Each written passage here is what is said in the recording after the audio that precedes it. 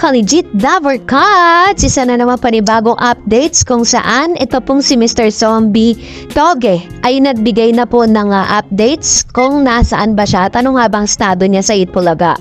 Ang lahat ng yan, but before that, if you haven't subscribed yet to my YouTube channel, please don't forget to like, share, and subscribe at hit mo na rin ang bell for more showbiz updates. Bago tayo magsimula sa ating mga updates ngayong araw, nais ko po muna magpasalamat sa lahat po ng mga legit viewers, subscribers, and legit Daver Cuts natin na lagi nag-aabang at nakaantabay sa lahat ng ating mga updates. Thank you so much sa inyo pong panonood at pagsubaybay. At taas po natin.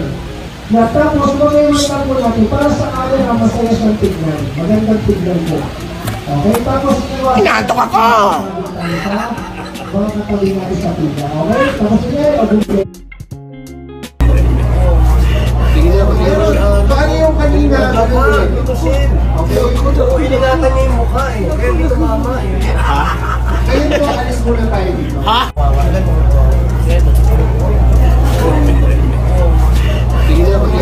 Paano yung kanina? Okay, Piningatan niya yung mukha eh. Kaya hindi tumama eh. ngayon po, alis muna tayo dito. Ha? Sa balat. Lango. Ayan. May dala ba kayong formalin? Bakit formalin? Ano to yung balsamo? Papalit ka ng gasa, di ba? panoorin po natin itong naganap dito po sa Mascara Festival kung saan nag-trending nga at pinapusapan po sa online yung nangyari pong minor accident dito po kay Mr. Alan Kay. Kasi wala naman po silang dinetalye kung ano ba talagang nangyari sa kanya. Pero marami pong nag-alala nung ipinost po ito ni Tito Sen sa kanyang official Instagram account. Noong una umiiyak siya pero medyo tumatawa na siya. Ibig sabihin hindi ganun kalala yung nangyari sa kanya. At para kasing sa video kasi parang napakalalim ng sugat, pero nung mga pinanood natin yung mga videos, actual footages is parang okay lang naman din si Alan Kay, pero masasabi mong injured talaga siya. Yan. So ito naman po yung nangyari kanina. Di ba napanood po natin yan po ang kanyang suot, no? While he was wearing sweatshirt na white and then pinalitan po ng gasa. Yun, nakakatawa nga yung mga pangyayaring yan. At syempre namataan din natin at spotted din po na magkakasama nga, no? Yung lahat po si Wally, si Jose, si Alan at saka si Tito Sen, no? Na nakasakay po sa airplane pauwi ng Manila. Ito ay pinost ni Mr. Alan Kay sa kanyang Instagram at may caption po na sabi niya, Alan Clowns, balik Manila agad, injured ayun. So wala po talaga, hindi nila dinidetalye kung ano po yung tunay na nangyari kay Alan Kay, kung bakit siya na-injured.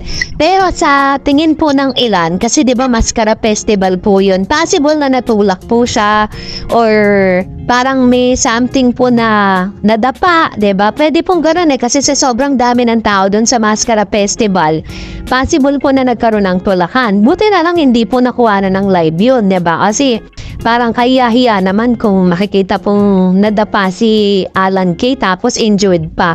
So anyways, eto na nga. Mayroon po yung ilan sa mga kadanapan dito sa Mascara Festival na ipinost po ni Mr. Alan Kay dito po sa kanyang Instagram account. At nakita naman natin na nag-enjoy talaga sila. At talagang pinili ni Alan Kay at ni Tito Sen na sumama dito dahil syempre mga kababayan kasi yan ni Alan Kay And of course, nirequest din po sila ni Mayor Albi Casino na siya pong nag-invite sa kanila para po pumunta sa lugar na yan at makisaya nga dito sa Mascara Festival. Bibihira lang po nilang ginagawa yan kasi napakalayo po kasi ng lugar na yan at medyo hirap din sila sa signal dyan Kaya nga, buti na lang maganda po yung maganda yung dating ng yung usapan nila, 'di ba? Hindi ganoon ka labo kasi minsan parang delay. Dito nga sa Maynila nagkakaroon pa ng delay pa nag-uusap sila ng live Eto na nga. So dahil dito yan lang sila yung nakita natin, marami po talaga nag-aas. Nasaan ba si Zombie? Ano nga ba ang kalagayan ni Zombie sa Itbulaga? Manoodin natin ang short video clip na ito.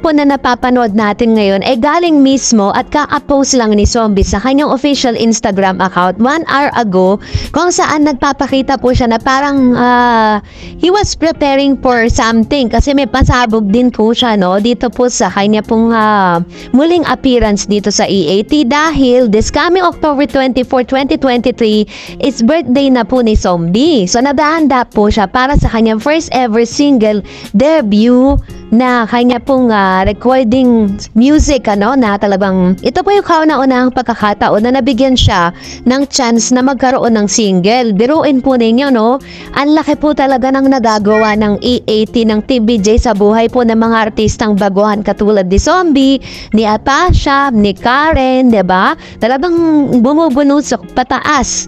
Talagang kumbaga ay nagle-level up po yung kanila pong mga career. Ganun po kasi kapag napasama pong isang artista o nakilala po sila dito sa noon time, napaka-imposible na hindi sila magkaroon ng career after It Bulaga. So ito po yung ilan sa mga pasabog niya. Kaya pala hindi siya nakasama dahil syempre marami na rin po sila doon, diba? At medyo wala din naman po siyang slot dito sa studio.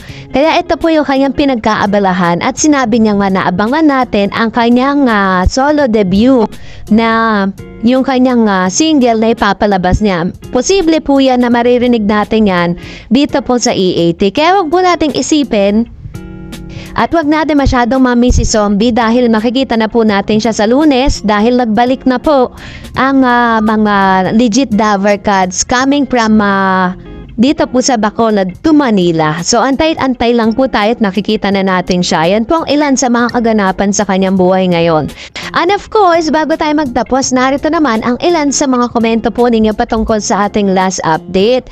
So mababasa tayo ng komento ninyo at magre-react po tayo sa abot ng ating makakaya. Narito po ang unang komento mula kay Miss Noraida Ramos. Sabi niya, correct ka, very creative sila. Hindi sila lang gagaya, sila ang ginagaya. True.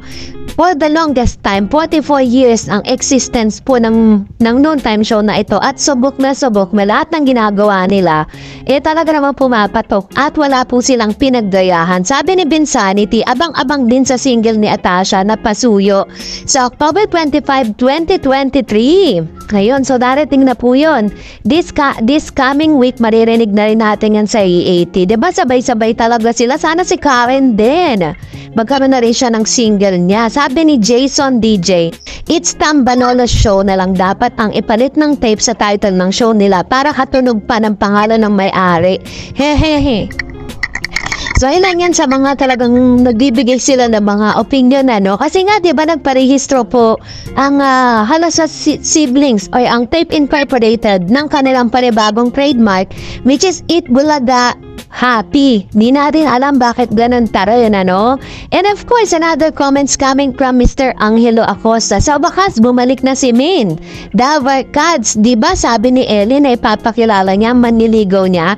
Ang hula ko si Zombie at si Papa Ethan naman si Jamie, asawa ni Lola Belen. Exciting po. Ayun. So ngayong araw nga ay nakilala na po natin si Papa Ethan at ang lumabas pong Papa Ethan ay walang iba kundi si Alan Kay. Pinapanda si Alan Kay at ganon din naman yung maliligaw po ni Ellen ay si Mr. Paulo Ballesteros. Napakagwapo naman, diba? Sobrang hank na hank siya doon.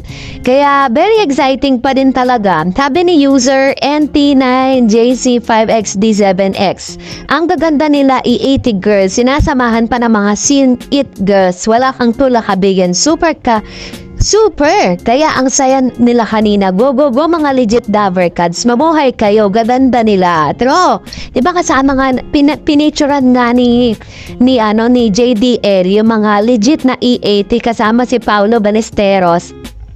And I think parang new generation na talaga Ang pinakayanggit sa kanina si Atasha, si Karen Aistrup at very young at very Gen Z ang dating. Sabi naman po ni Edita Castelbi 2815, yes, babalik na si Main. Love you TBJ Daver Cats, legit forever.